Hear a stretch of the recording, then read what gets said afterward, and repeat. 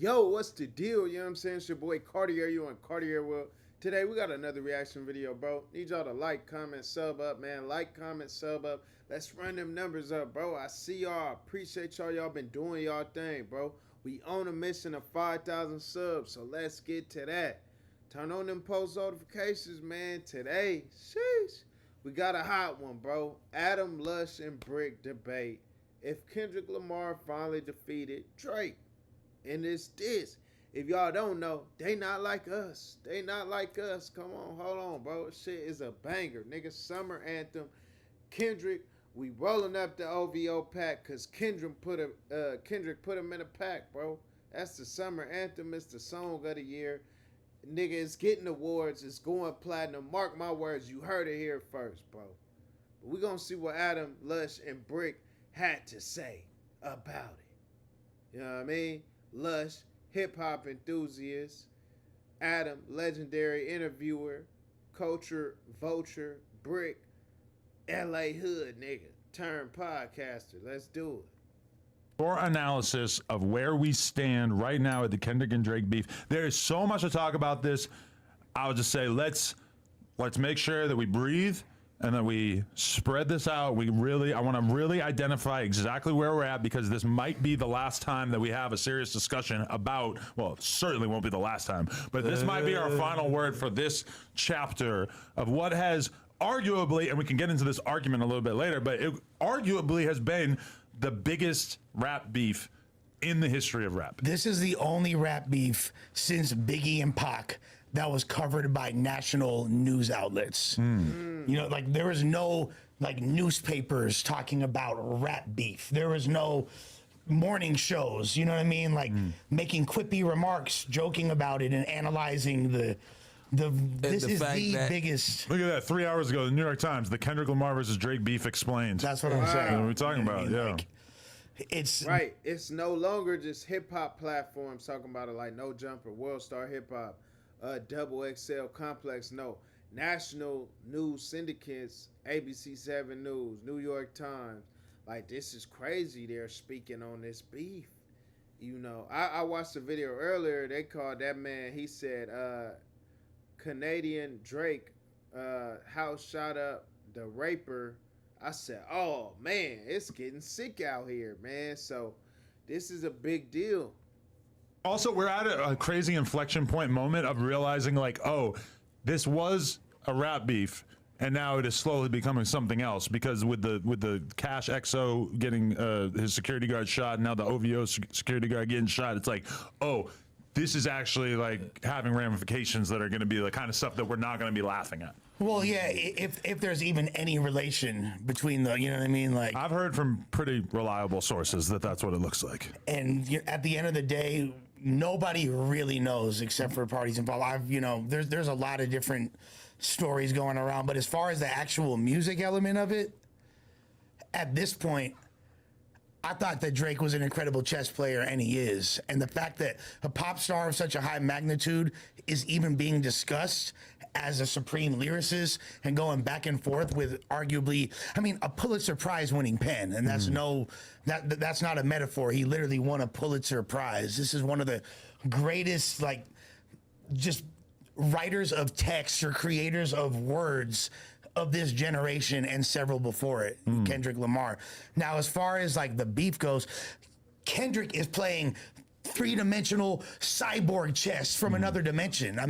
First of all, how do you combat Drake, the dude whose sales records are being compared to Michael Jackson's, and he's like, I got more hits than the Beatles, dog. You're talking about this guy right here. Well, you start off, you know that you don't make the best club bangers, Kendrick, right? We haven't listened to a song in the club. This is a fact. We do not go to Kendrick for club bangers. We go to him for conscious rap, black diaspora, good vibe, you know what I'm saying, struggle, making lemons out of lemonade music. We never really went to Kendrick for the club bangers until They Not Like Us. Y'all go tap in with that. Kendrick Lamar since low-key ever, because Drake, pull up, Drake. That's only because it was about and alcohol. okay. So we're going back to 2012. But you have to skip over a couple albums to really like get a club banger from him. With that being said, he's like, what's the smartest thing I could do? Oh, I'm gonna hop on a Future and Metro Boomin song to get a charting record that's gonna be played at fucking Payless shoe stores and Target and everywhere across the world. You know what I mean? Like, so that was a chess move in and of itself. I'm gonna just start this out hitting You Where It Hurts, which is on the charts, because Drake cannot be compared to Kendrick or any other artist in that capacity. But right? just to lay out the order of operations, I did a podcast with your friend Whack 100 on Thursday, and on that podcast we were having a conversation that my statement on Thursday. Now keep in mind this is Tuesday, 5 days or so later. That's my statement, bestie right there. that it is, my friend. Yes, but like so, 5 days before today, I was saying that I didn't feel like Kendrick had taken a full W in the battle because, and keep in mind, Thursday, that's like 2 days after Euphoria drops, right? Yeah. Right. And so at that moment, to me, I felt like, look at Kendrick. He's taking his shots at Drake. Everybody else, Rick Ross, Future, etc., they've all taken their shots, and we're looking at Drake, and Drake seems to have taken no damage. Yeah. I think now, 5 days removed from the craziest Friday night maybe ever in the history of hip hop music, you can no longer say that Drake has taken no damage. Right. So Friday, I go to the burger spot with Kareem. I get home, boom. Drake drops his record. Kendrick drops his within an hour of that shit. And then immediately Within 30 minutes to be exact, that nigga dropped. They not like us. Woo! This is a good point.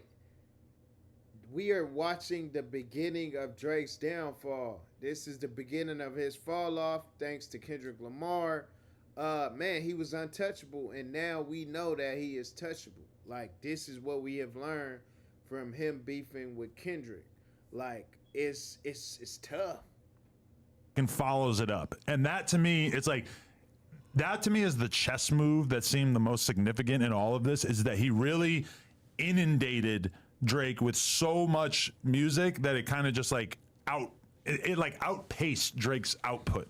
Right. Well, definitely. Yeah. And which Fucking Which is not really a technique that we've seen in rap history, to like have the records on deck and release them immediately after like that. Like that stands out a lot. the Game was like that with 50. And remember, the Game was making entire songs. He was making albums, Yeah. DVDs. and all that, but it wasn't rapid fire. It wasn't, but it was like It was no way to rapid fire. It was to a get that many discs print up and all that one day. When you heard Family Matters, it felt like, oh, he won. Like, this is going to be really tough for Kendrick to outperform in terms of that song. And then Kendrick just, I don't know, it's like I feel like he just kind of flooded the zone, and he made it so that it was impossible for you to really pay attention to the Family Matters thing. And then the Not Like Us thing, I mean, on a musical level, that song just feels like such a massive fucking hit. And every single time I hear it, like, people are already playing like clips of it playing during NBA games and stuff. that's what I'm saying. You can't think of anything that's gonna fuck Drake up in the head much more than a song that's literally calling you a PEDO file on a got fucking people song that's chanting gonna it. be played on that level. Now, this is upsetting to me to a certain extent because of the fact that this is a totally unfounded allegation. Like, this is not something that's really rooted in reality. The worst things that you could say about Drake in that. Nah, that's cap. We seen the video, and Drake was kissing that 17-year-old girl. He called her thick after he knew her age. He kissed on her after he knew her age. Bro, made a little corny joke about it. We cannot skip that, bro. Even though this nigga might not be, convicted, nigga, that's that weird, you know what I'm saying? That's that weird activity, bro. There's them niggas you gotta watch with your left eye, bro. They deserve to be on that Megan's Law list, bro. Straight up. We ain't going for that. Are basically like that you've had a couple of weird lyrics, and then there's this one clip of you with the girl on stage that realistically, let's be real, he didn't have anything to do with her being on stage. Well, His fucking team pulled her out of the but crowd. it was the fact that she said she was 17, then proceeded to be kissed in the mouth.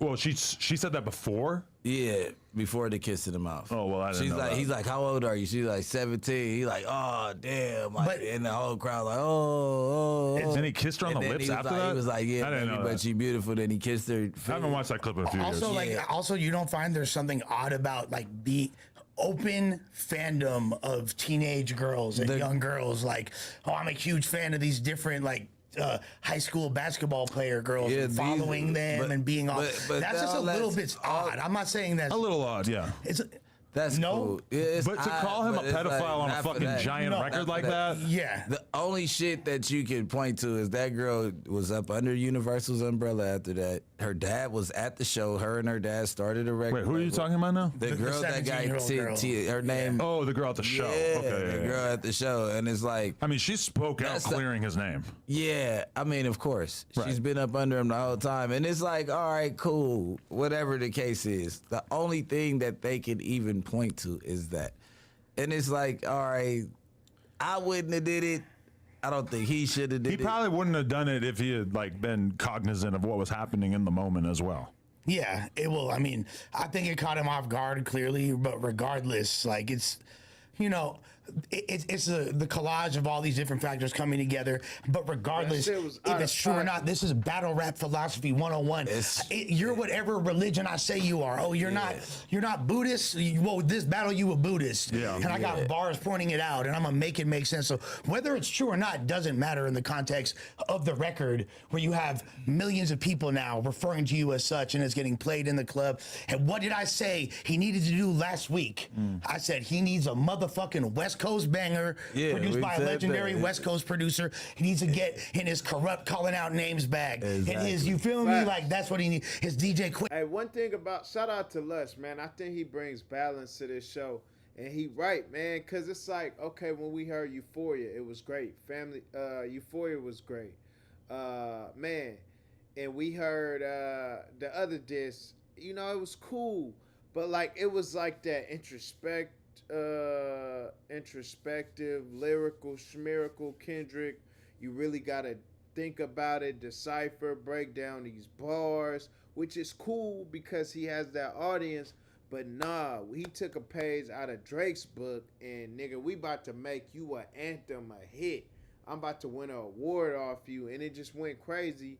And this is what you need for public perception. You know what I'm saying? Like he said, this is the art of hip hop and the art of war. Dollars and cents bag, and I was like, oh, maybe have Quick produce it, but he did something even crazier. He got DJ Mustard, who were kind of hungry for that sound for some reason. When's the last time Mustard was fucking on the charts? I think it was 2021. That Ty Dolla $ign featuring Janae Aiko song. I think it's from 2020. That's 4 years ago, the last charting DJ Mustard song, all right? Now, as soon as we heard that Mustard on a beat, I was juice. I'm already sold. That's all I needed to hear. And he really, and it wasn't just because I have this West Coast bias. Like, I'm cool with Drake. I almost had tears in my eyes. Oh, we know. You got the tweet. Yeah, exactly. Like, There's a flick. Yeah, exactly. There's multiple flicks, videos. Like, I posted battles with him. He's always showed love. You know what I mean? Like, he's a cool ass dude. But on some rapping shit, like, that's what you were supposed to do. That's why Back to Back was so hot. You feel me? Because Back to Back resonated. Crazy. Yeah, that resonated. This song had, I don't give a fuck where you go, but from fucking New Mexico on back to the water, and from San Diego to Seattle will be played in They the not club like us. for the next. They not like us. For the next 2 years, you're gonna have to hear this. Every time you hit the West Coast, you're gonna have to hear this song. We haven't had a banger like this. And that's why when I say that Drake hadn't taken any damage, when I said that on Thursday, that seemed true to me at that time. It feels like somehow this collage of different disses has incurred some serious damage, because Drake is going to have to be the guy where, think about this, every time he goes to an NBA game, every time he goes outside the crib in general, he's at risk of that fucking song playing. It just takes one salty DJ to hit play on that shit. History repeating itself. That's like his karmic debt to the universe after Meek Mill just had to go through that for a couple That nigga he pulled a you on you, man. See, that's the thing about Kendrick, bro. That nigga is a genius, and he gonna outsmart you. He playing chess, and he's already like, okay, he dropped the first two songs. They like, you gotta break down the lyrics. It's going over your head. So he's not even just on the lyrical standpoint trying to beat you. He beating you in the art of war too. Like, all right, nigga, I'ma make you an anthem, and people gonna be calling you this the rest of your life, straight up. And you know, as we could see, he really don't like that nigga. Yo, yeah, like he might have to stay inside for a couple months just to like eliminate or only attend events in which he is very close with the DJ. Or go crazy, or go crazy on the mustard beat. I said go crazy on the mustard But beat. even but whatever he puts out now, it doesn't feel like it could possibly have the impact because Drake put out a song yesterday that was essentially like a explanation. It was like a community note to explain, like, hey, I'm not into little girls. Hey, you actually like your girl seems to have left you, and maybe that kid isn't yours. It was on the defensive. It was on the defensive, and it felt like the end, and it felt like the tone with Drake was kind of like, all right, I'm over this done. shit. You judge it how you want to judge it. I thought my shit was better. A lot of people think your shit was better. Whatever, bro. Whatever. That's essentially what he said. I know, and that's like a weird tone to take in a battle. Like in a battle, Facts, nigga, this supposed to be Drake, nigga, the best artist of this generation, the #1 dude.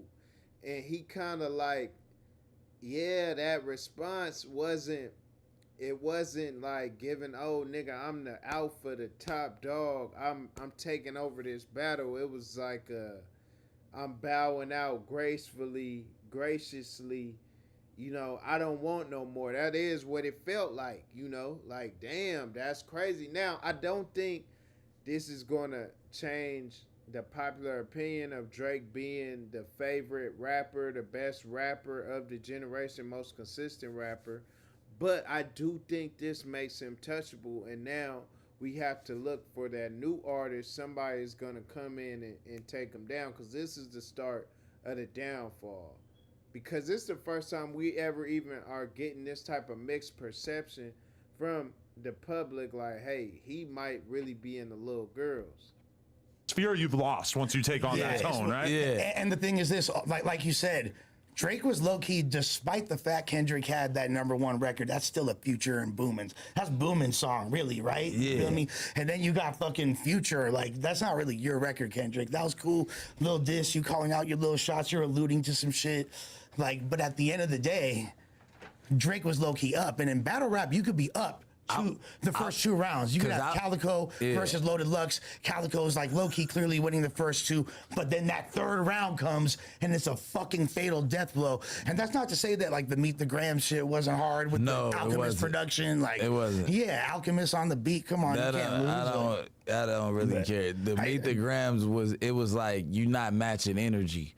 He doubled back and matched that energy. It hit different. Energy. And he kept it West from the beginning, from the Rodney O and Joe Cooley sample on the first joint to, you feel me, all the different fools, like from the way he has the Alchemist joint. He has Mustard he's bringing back. Like, that's keeping it West. And all the way. And this is what happens when fools are unifying and dissing other people as opposed to internal conflict, which we are so prone to. But can we just acknowledge how corny it is seeing all of these washed LA rap personalities who are like basically on Twitter acting as if this is their W? It's like, no, Kendrick caught a big W. His team caught a big W. Yeah. Your career is still in the trash cans. You got 5,000 Twitter likes. I feel you. I know it feels good, but don't be acting like this is a W for you. Your shit is still. Wait, who is he talking about? Who is Adam subbing right now, bro? Y'all let me know who Adam subbing in them comments. What West Coast media personality is he subbing and talking shit about? He said, your company still trash, you in the dirt, you in the trash. That's what he's saying, bro. You know what I mean? Kendrick did take a W. Nigga, that's a W for the whole coast. Adam. Washed. Who are you talking? Listen, I'm talking to a whole lot of people. I ain't naming no names. I'm just saying that there's a lot. There's a lot of West Coast personalities trying to claim this body, and it ain't working. Like, you are washed. It's a dub. It's over with. It's a over. dub. It's a dub for K-Dot at the end of the day. That's it. How do they hop back in? They jump into beef? It's just, you've seen a lot of people whose careers are totally washed and want to become hip-hop commentators as soon as there's something like big to commentate on, you know? Kendrick has 2 W's. And it's not, okay, W with the Drake shit, but W how you come in and bully somebody's beef and take over. This was a Metro. If Metro don't we ain't even talking about Metro except for fucking Metro grooming. Drake has yet to diss Future in all this. Like, he damn near didn't say shit about Future. Nothing, No, nothing substantial. And that's the thing that we have to kind of admire Drake for. He's taken on the entire industry. Everybody's on his helmet. You feel me? And he's got like Ja Morant, all these random people commentating on it, like going against it. Like, that's a lot to endure. And he's holding his own. But you're right, he hasn't addressed a Ja lot of Morant is a young boy fan, so that's where that energy comes from. But still, like, that holds weight when you have all these people simultaneously. Oh yeah, you nah, know what I'm saying? it's Like, a wrap. Just drop an album, Drake. Like, I don't know what you need to say. another one dance. Okay, yeah, Just but do like a one dance type beat. But that's You the feel me? argument, Like, is that he hasn't exactly made a fucking one dance. He hasn't made a real hit in the last couple albums. it could come to him. And I agree No with you. diddy. I still think he's got those songs in him. It's just the fact that once people really want to not believe in you, it can be really hard for like, I don't know, like the next time he drops, it's like, it's just gonna have to be something spectacular. Hey man, this is facts, bro. I don't know, bro. This is do y'all think Kendrick defeated Drake? I do. I personally believe that this rap beef is over, or at least this round is over. We don't know if it'll spike up again or whatnot, but he does make a good point. Drake, see, he shouldn't have been trying to respond to 20 niggas. You should have just responded to Kendrick, because you can't even handle him. That's what you need to focus on. You worried about the wrong shit, and, you know, like, Kendrick is an opponent that you just needed to focus yourself on. But we don't know what Drake is going to come back and do. You know what I'm saying? You never know with Drake. He's still number one, so we will sit back and watch. Y'all let me know what y'all think of this, bro. It's Cartier, you in Cartier World.